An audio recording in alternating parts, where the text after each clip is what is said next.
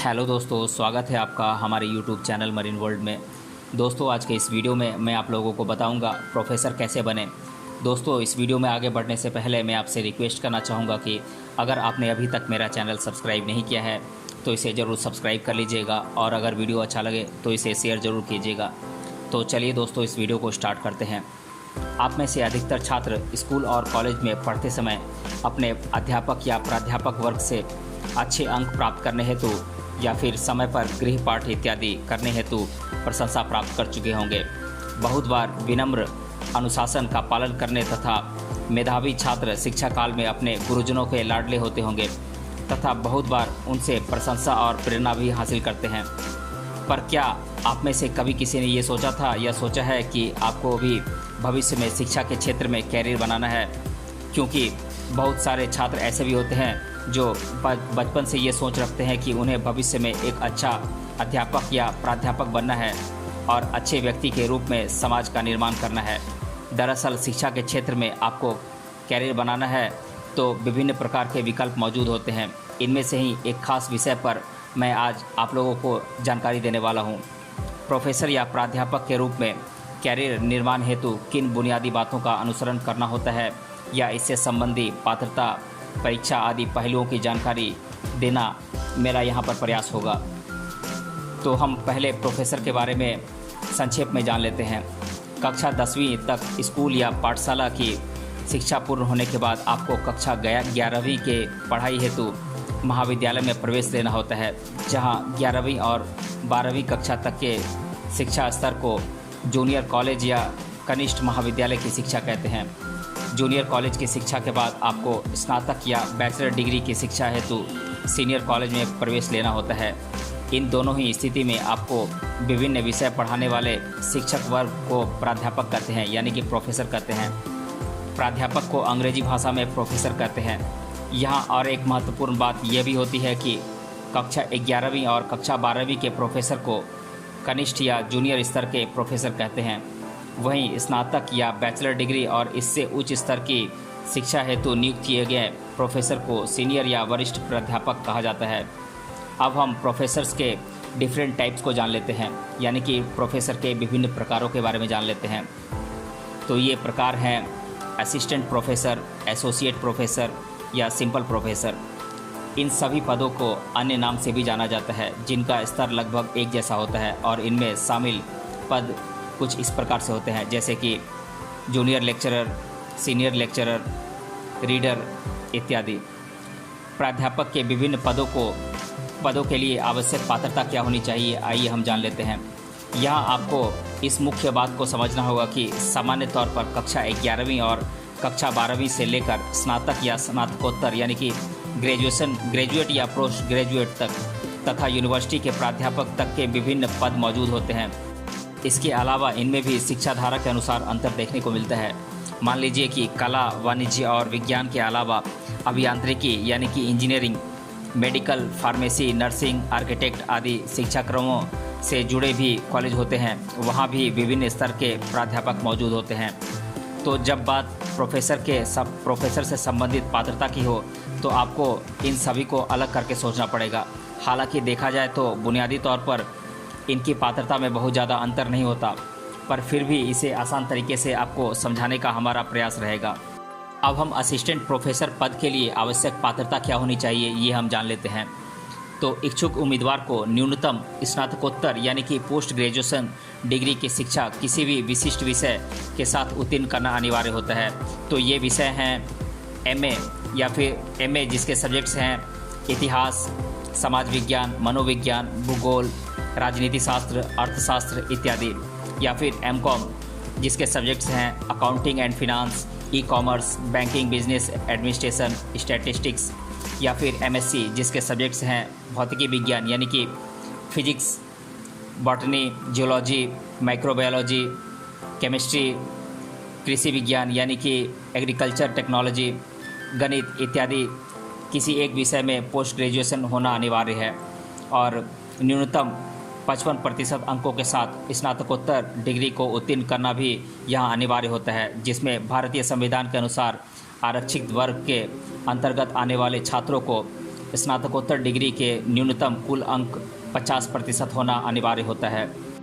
यहाँ पर इच्छुक उम्मीदवार को संपूर्ण भारत भर में इस पद हेतु ली जाने वाली राष्ट्रीय पात्रता परीक्षा नेट यानी कि नेशनल एलिजिबिलिटी टेस्ट या फिर राज्य के अंतर्गत ली जाने वाली पात्रता परीक्षा सेट यानी कि स्टेट एलिजिबिलिटी टेस्ट को अनिवार्य तौर पर उत्तीर्ण करना आवश्यक बन जाता है।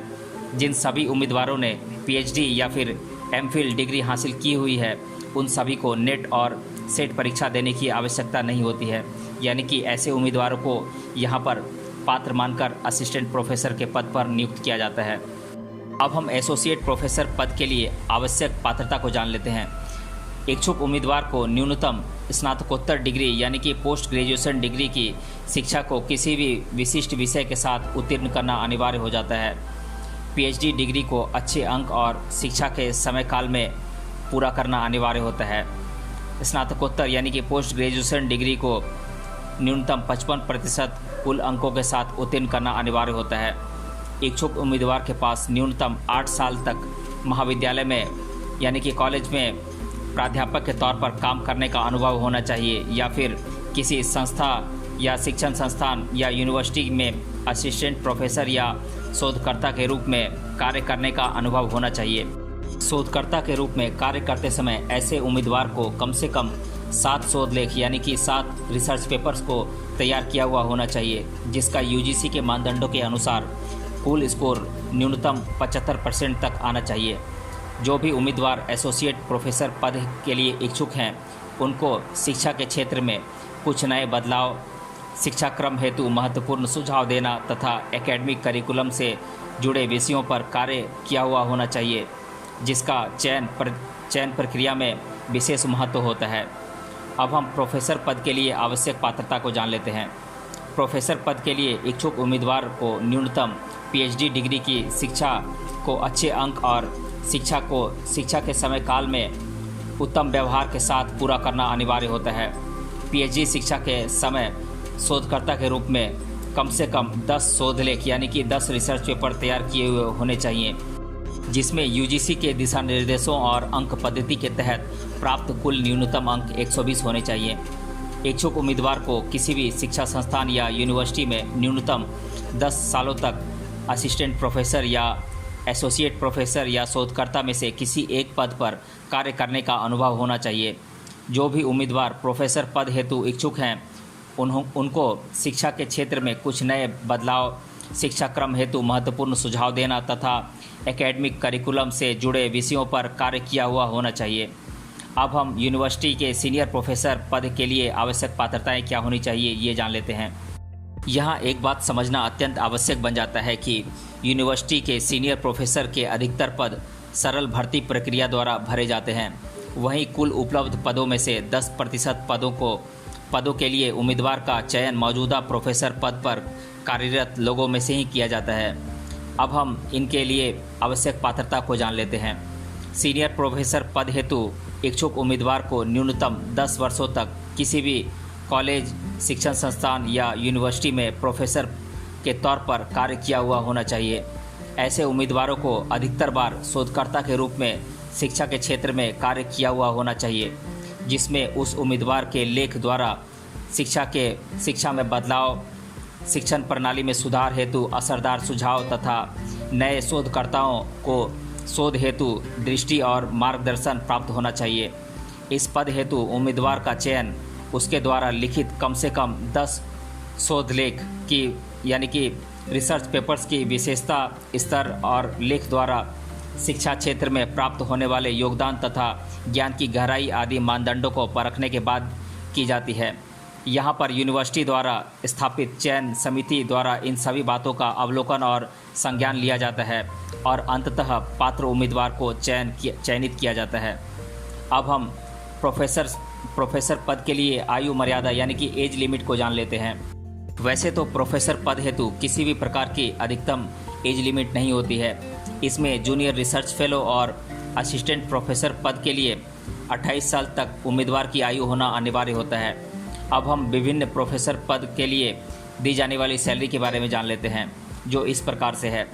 असिस्टेंट प्रोफेसर का पद लगभग 40,000 रुपये प्रति माह तक शुरुआत में सैलरी इस पद पर कार्य करने वाले लोगों को दी जाती है, जिसमें कार्य स्थान और शिक्षा संस्थान के अनुसार अंतर देखने को मिल सकता है। एसोसिएट प्रोफेसर का पद, जिसमें प्रति माह लगभग 74,000 रुपये सैलरी इस पद हेतु दी जाती है, जिसमें गवर्नमेंट कॉलेज या संस्था या फिर प्राइवेट कॉलेज तथा कार्य के अनुसार अंतर देखने को मिल सकता है। प्रोफेसर का पद, इस पद पर कार्य करने वाले व्यक्तियों की सैलरी लगभग 1 लाख रुपये तक होती है, पर यहाँ आपको शिक्षा संस्थान के प्रकार और स्थान के अनुसार अंतर देखने को मिल सकता है। सीनियर प्रोफेसर का पद, सालाना लगभग 20 लाख रुपए से लेकर 30 लाख रुपए तक की सैलरी इस पद पर कार्य करने वाले व्यक्तियों को दी जाती है, जिसमें शिक्षा संस्थान या फिर यूनिवर्सिटी में सीनियर प्रोफेसर इस तरह से अंतर के अनुसार सैलरी दी जाती है। अब हम प्रोफेसर से संबंधित अधिकतर बार छात्रों द्वारा पूछे जाने वाले सवालों को एक बार देख लेते हैं। पहला प्रश्न है, क्या असिस्टेंट प्रोफेसर पद हेतु राष्ट्रीय पात्रता परीक्षा यानी कि NET या फिर राज्य पात्रता परीक्षा SET को उत्तीर्ण करना अनिवार्य होता है? तो मैं बता दूं कि हाँ, इसे उत्तीर्ण करना अनिवार्य होता है। दूसरा प्रश्न है, क्या PhD डिग्री धारक छात्रों को असिस्टेंट प्रोफेसर पद हेतु राष्ट्रीय पात्रता परीक्षा NET से छूट मिल जाती है? तो इसका जवाब है हाँ, इसे छूट मिल जाती है। तीसरा प्रश्न है, प्रोफेसर पद हेतु न्यूनतम शिक्षा पात्रता क्या होनी चाहिए? तो मैं बता दूं कि इच्छुक उम्मीदवार PhD डिग्री धारक होने चाहिए। चौथा प्रश्न है, क्या असिस्टेंट प्रोफेसर, एसोसिएट प्रोफेसर और प्रोफेसर पदों हेतु मैक्सिमम एज लिमिट होती है? तो इसका जवाब है नहीं, इसकी कोई मैक्सिमम एज लिमिट नहीं होती है। पांचवा प्रश्न है, प्रोफेसर पद हेतु कार्य संबंधी कुल कितने वर्षों का अनुभव होना आवश्यक होता है? तो इसका जवाब है न्यूनतम 10 साल। इस प्रकार से हमने सभी पहलुओं द्वारा आपको प्रोफेसर पद से संबंधित जानकारी दी है, जिसमें हमने सभी आवश्यक बातों को आपके सामने रखा। हमें पूरा विश्वास है कि दी गई जानकारी का आपको अवश्य लाभ होगा। इस जानकारी द्वारा अन्य लोगों को भी लाभान्वित करने के लिए उन सभी तक इस वीडियो को साझा करें। अब अगर आपने अभी तक इस वीडियो को पूरा देखा है तो आप बताएं कि प्रोफेसर पद हेतु न्यूनतम आवश्यक शिक्षा पात्रता क्या होनी चाहिए। तो दोस्तों, आज के इस वीडियो में इतना ही। मिलते हैं अगले वीडियो में किसी अन्य टॉपिक के साथ। तब तक के लिए धन्यवाद।